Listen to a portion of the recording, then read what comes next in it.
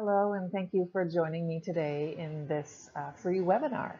I hope that I'm able to provide you some information today that is helpful to you, that really helps you figure out how you are going to make an impact in your community and really provide that feeling of giving back and meaning that you're looking for right now. So let me start by telling you a little bit about what we're going to cover today. We're going to, first of all, I'm going to introduce myself and tell you a little bit about why I think I might have something to say about this topic and hopefully bring value to you. And I'm going to tell you a little bit about why I think you've joined us here today to make sure that we think there's an alignment and fit there. I'm going to cover the basics of volunteering on a community board and what that might mean in case you've never been on a board before and this is your first experience. I'm going to talk to you about the 5 questions that I think you should ask before joining any board. And I'm going to then get you to think about assessing your readiness and making a plan on what to do next. So let's get started. So why me? Why you? I've had over 20 years of experience volunteering for a variety of boards. Some of those boards have been large organizations for my province, or if you're in the United States, for a state would be the equivalent. And some of them have been for big health organizations, but some of the boards I've worked for have been tiny organizations. In fact, right now I'm the president of a small board for our village. I live in a village of only 200 people, and this is a tiny board. So I've worked on boards as a volunteer where there have been a full suite of staff and on boards where the board itself is doing all the work. These are very wide-ranging experiences, and I think that's lent me a lot to be able to offer you in today's workshop. I've also been an executive director for a small to medium-sized not-for-profits. This experience has me working with boards, so I would be responsible for delivering on the mission with a staff and yet working with very closely a board, taking ultimate direction from the board. This involves, of course, though, as the only paid or as the paid staff member leading the organization, I would be responsible for recruiting board members, for training them, for providing them with all the information they need to make a decision, but then abiding by the decision making of the voting board. This is another angle that I can add to this topic that I think will be helpful for you because you may be considering joining a board of that nature. I'm also a fundraiser and a fundraising coach. And while fundraising is not the primary role of the board, most boards are responsible for the fiscal health of their organization and ultimately will be doing some level of fundraising. I'm very excited to bring my enthusiasm for fundraising to all of my webinars and courses. And I think that my understanding of the financial health of an organization plays into what I understand about revenue generation. So that will be an added piece of wisdom that I bring as well. If you want a little bit more information about the services that I provide, of course, you'll see there on the slide that you can visit my website for more information. Now, why you? Why do you think you've come and clicked on this webinar today? My understanding is that you are looking for an opportunity to give back to your community, to make a difference, to find some meaning, to feel generous with your time. Perhaps you have found right now that you have more time on your hands. Maybe you've reached that phase of life. You have maybe some additional energy. Maybe you're really longing to do something more meaningful with part of your day if your full-time day work is less than inspiring to you. And this maybe will be an experience that helps to round you out. Or maybe you've simply found a passion project or a cause that really speaks to your heart. And this is something that really happens in many situations. You have something happen to you in your life, that leads you to really depending on or being aware of the importance of a certain charity, or maybe it's someone close to you that's had that experience. Or simply you really have a deep understanding for the reason for being of a charity, and their success you think will be very meaningful in making a difference in the world, and so you want to contribute to that. Sometimes if we feel we cannot contribute philanthropically in the way we would like, perhaps we can't make $1 million donation, but maybe we can make $1 million difference by volunteering on a board and lending our skill set. So those are some of the reasons why I think you might have joined, but you answer that question for yourself. That's really an important part of this webinar, is for you to pause and take a moment and ask yourself, why are you even thinking about joining a board?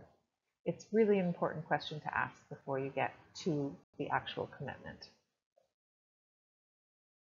Now, what are the basics of volunteering on a board? What are they going to ask of you, and what is expected of you? First thing I've listed here is understanding the mission. You need to have a good understanding of what the actual mission of the organization is. And of course, you'll want to know if you feel, based on your ability to analyze that mission, what is the organization's ability to deliver on that mission? Because sometimes those are not aligned. Sometimes we find that an organization is not well structured, maybe dysfunctional, and actually isn't delivering on their mission. In that case, if you felt you had the skill set to help them redirect or reorganize, then you would be making a very significant impact. But if you felt that the organization was just completely misaligned and did not have a hope of addressing its mission, that would be a red flag for you. The boring details of the basics of a board, of course, are the bylaws, the policies, and the type of board. I'm not expecting that before you join a board you would read the bylaws, but it would be important to know if they have bylaws and that they've been properly kept up to date. If you did want to know more about the organization, you would read the bylaws. It will simply explain to you sort of what the rules are within the board, what the limitations are, what the expectations are, just a general idea of the formality and the structure of the board. And as well, they might have policies, and you should ask to see a copy of those policies. Generally, what you're going to find out is what most people want to know is what's the type of board. Are they a hands-on board that's going to be in there delivering the services, or are they more of a governance board? Are they taking formal reports and just using all of the information presented to them to make a voting decision? The legalities of an organization are important as well. You want to know basically that the organization is registered with all the proper authorities within your state or province and within the federal government. You want to know that they're up to date on filing their annual paperwork and that they are insured. It's important to know that an organization has directors and officers liability insurance. That's really the only protection for the board should something happen, because otherwise the board actually is liable. So you want to have that insurance in place to protect you as a new board member. Of course, you're going to be asked to attend regular meetings, so understanding how often they meet is going to be an important question for you to ask. What form does the meeting take? That's a question that we'll address in a moment. They will expect you to actively participate, so that usually means reading the board package in advance of the meeting, or taking care of any action items that you committed to between meetings, and being an active member in voting at the meetings. So being an active participant at those board meetings is really one of your primary jobs. You'll also want to know what kind of committees you might have to serve on. Will they be expecting you to be on a programming committee, delivering or sorting out how a program will be delivered? Will they be expecting you to take on an events committee, a fundraising committee, an HR committee. These are some of the examples of committees that I've sat on in the past, and understanding what those committees are and whether you will have to play a role in one of those or lead one of those, and whether that's something that's comfortable for you or not is something you're going to want to think about. In general, the board provides oversight to any of the operations. You're the highest level of decision maker, and you are ultimately responsible for any decisions or activities that the organization undertakes. So you have to take it a bit seriously. It is the ultimate oversight body for an organization. The other thing is financial health is really important. It's an important part of the board's responsibility, and so whether you're comfortable reading a set of financials or not, you will need to feel comfortable enough to be voting on those at the board meeting, and it's good for you to understand enough about the financials to ask some basic questions when something doesn't necessarily make sense to you, or where you think something maybe has not followed a procedure that the board would expect it to follow. You want to make sure that your board is, or that your organization is fiscally responsible. The basic tenets of fiscal responsibility, of course, apply, and if you can look after your own personal finances, you can probably look after the basic common sense decision making of any small to medium-sized organization. So here are my 5 questions that I want you to ask before you join any board. And the first one is mission match. What is the mission? You need to find out from the organization what their mission is. The person who's asking you to join the board should know in their own words what the mission is, but it should be written down somewhere. And if they don't have it in writing to share with you, I would seek it out. You will likely find it on their website. You can ask the board chair or other directors, but also ask the community members, the people who are maybe receiving services from this organization or who have participated or learned of the organization through various events or fundraisers. What is their impression of the mission of this organization? And are they delivering on their mission? What's the general perception of the community on how well this organization is delivering on their mission? An example I would give would be if an organization's mission was to provide hot lunches at the local school to prevent hunger in children, but they were only able to provide one a month, and it was food that wasn't healthy. I would question whether they were delivering on their mission, and then I would wonder if it was because of lack of finances, or they were building up to being able to provide more, or whether they were just not able to functionally live up to that mission. The mission, does it speak to your heart? That's the second question, or the second part of this question. We have to find things that are meaningful to us. That's not to say I haven't sat on a number of boards where the mission didn't really speak to my heart, but I felt that they could use my skill set and the time commitment wasn't too demanding. But you'll get the most reward out of working with an organization where the mission really speaks to your heart. So you have to ask yourself that question when you're considering joining a board. Right now, I'm thinking about what board I might join next. And I know there's a particular organization that I feel really speaks to my heart and is making the kind of difference that I would like to make. And that's the kind of feeling you want to have when you're thinking about committing your time. Do you feel inspired by the work of this organization? That's another question that aligns with does the mission speak to your heart? Do you feel like you could bring something to this mission? Is there a particular personal experience that you've had or skill set that you have that fits along with this mission that really will make this a meaningful experience both for you and for the organization? And then along this lines, what would be a red flag for you? You want to ask that question because actually you want to ask that question with each of these questions of the five. Um, what are the red flags for you? If if there's a huge misalignment between uh, mission and mission delivery, or if there's a huge um, misalignment between the mission of an organization and your personal belief set, of course, that would be a red flag. You definitely want to be asking that question. Mission fit is the most important factor, I think, in your personal satisfaction in a board experience. So financials, I would never join a board without asking first to see their financials. A board is ultimately fiscally responsible for an organization on a personal level.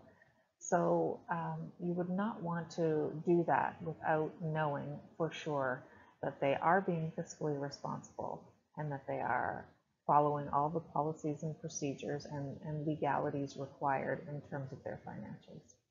So ask to see their financial statement both for the previous year and for the most up-to-date month. And ask yourself if there's anything that seems odd. If you've never read a financial statement before, please feel free to look on my website for some additional resources where I'll go into some details on the specific sections of the income statement and balance sheet that you should look for. You can ask if the financial statements have been audited. That's not a red flag issue. Organizations are not required to have their financial statements audited until they get to a certain size. Auditing is when an external accountant or accounting firm will review the statements and provide an audit on the any errors or omissions and detect any problems or concerns.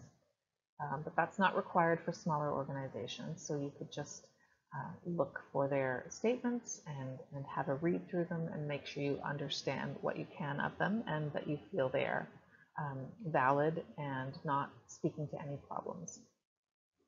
You can easily meet with the treasurer if you had some questions. In fact, I think it's a great idea because if the treasurer is not someone you feel is comfortable that they are handling the financials well, as often in a community organization, the treasurer is whoever would put their hand up and say they would do it. So sometimes not someone who actually has a bookkeeping or accounting background, but just rather was willing to take on the task. So seeing financials that are handwritten or scribbled in a ledger could be a concern. Might not. The person just might be old school.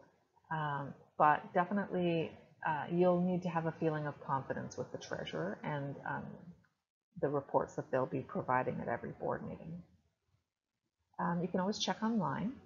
Here in Canada, we have joint stock registries where you can look up any organization and you can see if they're up to date on their financial filings.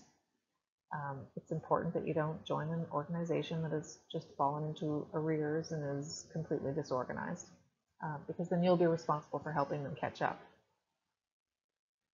Double check that they have directors and officers liability insurance. Ask for their annual budget. So you might want to say, what's your budget for this year? How are you planning to spend that money? And then really importantly, what are your revenue sources and how precarious or solid are they? Who's responsible for bringing in that revenue? Where are the sources of revenue reliable or unpredictable? Am I, as a board member, going to be responsible for contributing a specific amount or raising a specific amount? It is actually important, in my opinion, that every board member believes in the organization enough that they are philanthropically supporting that organization. We do think that their time, of course, is a contribution, but time and talent and treasure are all required and really are an indication to the rest of the community that you do believe in this organization. But you shouldn't be expected to contribute beyond your means or comfort level in a financial way. You should feel confident that this organization has a solid plan to produce the revenue they need to cover their expenses as projected in the budget. The next question is about culture. What is the culture of the board? Now, you're going to be spending some time, some of your precious personal time, volunteering for this organization. And so if you're like me, you want it to be at least a little bit fun. You want it to suit your personality. You don't want it to be a chore or something that you're not going to enjoy. So that's why culture is really so important. Who else is on the board is the first question I usually ask. Um, what is the composition of the board going to create in terms of an atmosphere or environment, both at the board meetings and at any activities that you are required to be doing in between? So who else is on the board is a really good question to ask. It's always fun to find out that someone you already know and like is on the board, but a board can also be a good opportunity to meet new people and to form new friendships. So you want to know how they view their work on the board. Do they all feel that it's supposed to be fun? Do they think their work is important? These things, these questions that you can ask just over a casual coffee with one or two of the other board members will really help you answer that question. Do they approach their work and their board meetings in a strict fashion or a loose fashion? Are they casual or are they formal? This is important to me. Certainly when I've sat on some health boards, it was very business formal. We were very strict. We followed all the governance rules, Robert's rules. You had to understand those rules in order to be an effective participant. But when I'm volunteering in my community, I don't want to have a lot of rule following, and I want to serve cookies and tea while we meet. I want to change the meeting date with shorter notice if somebody has something come up. That's really important to me, that casualness, that informality, the friendliness of it. And so you'll need to ask that question for yourself and then look at this board and the board structure and see if it will be suitable for what you're looking for in an experience. How does this community view the board? So you wouldn't probably want to join a board that other people in the community, perhaps your friends, felt was not a good board or not a good organization, or basically if the board has a bad reputation, that might weigh into your decision making. I already mentioned a little bit about Robert's rules. Is it super formal or super loose? I've certainly been a board member in both structures, and there's a way to enjoy both. But again, around my home and my community, I'd prefer to be in a more relaxed board structure. And so then how do you feel about all of these options? You'll weigh this cultural assessment that you have taken on the organization and make a decision for yourself whether this will be a good way to spend your time or less desirable. All right, time. Time is so important. How much time do you have to offer? And how much time do they need from you? Because if those two are a mismatch, it's not going to be a good experience on either the organization's or your part. So think about how much time you have to offer and then make sure you have a clear understanding of what they need from you. I'm on a board right now where we did meet monthly, and it was an hour and a half. Sometimes it ran over to 2 hours. That was just too much time for me. But I was on the board and had become the chair and was able to introduce the discussion around the possibility of reducing our board meetings, making sure we kept them to an hour, and reducing it to 4 to 6 meetings per year, which is very manageable for me and so much a better fit for my life and my ability to commit. Now we have work to do in between those board meetings because we're all on different committees, but reducing that meeting structure was really important to me for this particular board. So those are the kind of questions you're going to want to ask. How long is the commitment is another one. Is it a 1-year term, a 2-year term, 2 plus 2 plus 2, which we have had in some of the boards I've been in. So you do 2 years on the board, and then if you get asked to serve in an executive position, the expectation would be that you would, especially if you were going to be the vice president for 2 years, that you would step up into the president for 2 years after that. So these can be long commitments, and so you want to think about that. You want to think about the ability of the organization to sustain itself if you were to suddenly not be able to commit or change your mind. Of course, every organization has a way to continue and go on, but you want to make sure that you've taken your commitment seriously and you're fully understanding what you're committing to. You want to find out if you're going to need to take on an executive role or a particular committee. I know that my organization that I'm currently serving on in my small village was potentially going to cease to exist if I didn't step up into the president's role recently. So that's an important thing to know. Will you need to take a turn on the executive? Do they need you in an executive role? And then what additional commitment does that mean for you? So if they've actually asked you to join the board because they need a treasurer, of course you want to know fully understanding what the financials look like, but what is the time commitment going to look like? What are the systems they have in place? Does that system work well with the system you know and understand how to use? Will you be involved in operations? So if it is a board that is governance and your only commitment is primarily the board meeting and making sure you're prepared for the board meetings to make a vote on important issues, is one type of board. But if it's the board that is actually running things, then how involved in operations will you have to be? Are you going to be in there volunteering at the hospital, painting the walls of the program room, moving things when there's a flood? Like how involved will you as a board member be?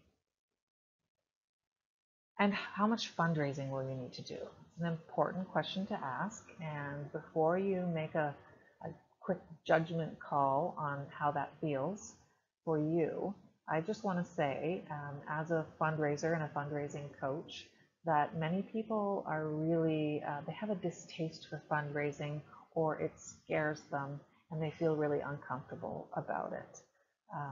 If that's you, I want you to check out my website and some other resources that I have, either resources that I have up now or that will be coming in the near future. Because fundraising, there's no need to fear it.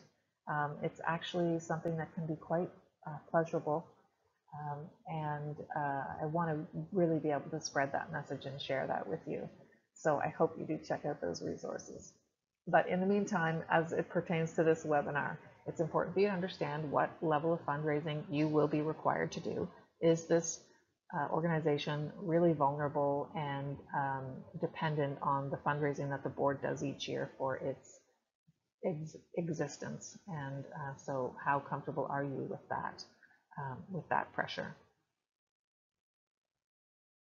Skill match. So this is a little bit along the lines where I hit on, if they've asked you to join because you're an accountant and they need a treasurer, there's a skill that they're looking for in that ask.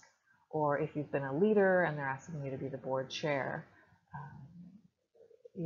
or if you've been a social worker and they're asking you to join a board where the voice of a social worker would be important to their programming. Skill match is something that boards or that organizations are always looking for in their board. So you want to know that they're looking for a skill set that you have. But I added this extra bullet in here. Sometimes you don't want an extension of your day job. So I'm a fundraising coach, and that's what I do during the day. And so when an organization asks me onto their board to lead their next big capital campaign or fundraising initiative, Sometimes I just don't have the energy to extend my day job into my volunteer work in the evenings. Sometimes I do, and sometimes it's the right cause and it's the right match for me, but I have had times in my life where it just wasn't the right fit for me. So if you are, for example, an accountant and there's going to be an intensive transition between accounting systems or big audit or there's a big financial challenge going on, um, and you know you're being asked onto the board for that very reason, that might have some bearing in your decision making. So another question is to ask, what do they really need in terms of a skill set? So if they're a little more loose or disorganized or small sized in their structure and they're just asking for anybody to come on the board, they might not have done an assessment for what skill sets they need, but you could do an assessment based on all the information you've already gathered on the mission and everything else that you've gathered in asking these questions. You can probably do a good assessment of what skills they need on this board and then judge that against what skills you have to offer. And then that will help inform your decision. So those were my 5 questions to ask before joining any board. So now that you've thought about those questions, I want you to, if you haven't already, download the worksheet that I created for you. And there's 5 blocks where you can fill in some of your answers to those questions. Start to put your thoughts on paper and help you really assess your readiness. So now you're at the point where you're going to say, do I have the time for this commitment? Do I have the interest in this organization? Do I have the right skills to really help them and make a difference? Is this the right organization at the right time for me? And can I really make this commitment? Do I feel confident that I will be able to see it through and really give it my best? So what's next? If this feels like a good fit for you, if you've asked your questions and come up with some answers that make you feel inspired and excited, and that make you really feel like you could help make a difference and give back to your community, then you need to make a commitment, make the time, and really bring it. Bring yourself fully to an organization, because there's nothing more exciting than knowing that you have been able to make a difference, even a small one, in your community, in your world. It's really an important feeling that rounds out your life. We're all very busy. We're on the treadmill of life. We're going to work. We're raising kids. We're paying our bills. To be able to pause and say, I gave back. I did something important. I lent my skills to something that was meaningful to me and to others, will really bring a richness to your life. So the other thing that I would add to that is, if you have a good experience, or once you get a taste for it and get a little bit of experience under you, I want you to spread the word. I want you to help other people to ask these questions of themselves and make a decision to become involved. The gift of time and volunteering is really what I think makes the world a better place. We are changing the world, and I want you to enjoy your impact and really feel that difference that you're able to make. Thank you so much for joining me today. I hope you found this a valuable resource. My name is Catherine Newell, and you can visit my website at any time. There'll be lots of other resources, mostly around how to be more effective in your fundraising, how to be less afraid of fundraising, how to transform your fundraising and really rocket your results. Those are the kinds of things I like to share. I hope you've enjoyed this webinar, and I look forward to working with you again. Go out there and change the world. Thank you.